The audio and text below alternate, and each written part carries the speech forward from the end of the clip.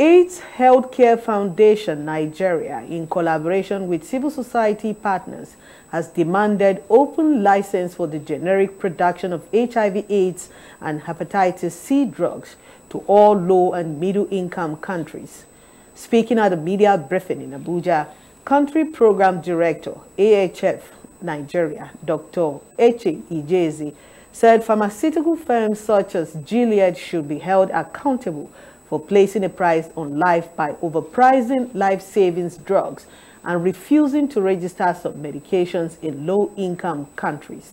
The gain really is the fact that at the end of the day, there's going to be improved access and the commodities will be affordable, far affordable than what they currently are right now.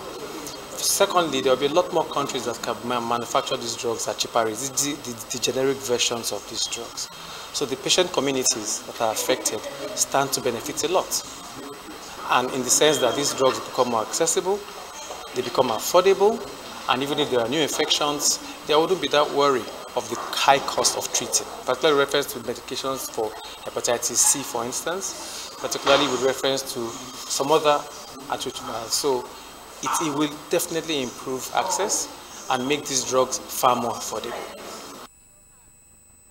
Director Advocacy Policy and Marketing, AHF Africa Bureau, Mrs. Kemi Badamosi, said millions of people are at risk of dying due to HIV/AIDS and hepatitis C because of the drastic disparity in prices of the drugs.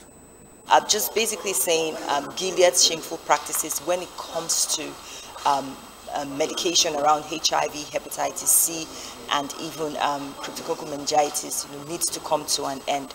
And this is a global advocacy. It started as a grassroots campaign in the United States, but this has now become global because we believe that companies like Gilead must be held accountable. That collectively we have to put pressure on Big Pharma to stop putting profit over lives. It has to be putting people before profit, putting lives before profit. That should be the watchword. There should be no reason to prioritize, making astronomical profits at the expense of people's lives, at the expense of, people who have access to medication. We're saying there needs to be access, affordability to medication. AIDS Healthcare Foundation is a leading global HIV/AIDS organization with over 1.7 million patients in care across 45 countries. They have called on government and decision makers to influence manufacturers and prioritize lives over profit.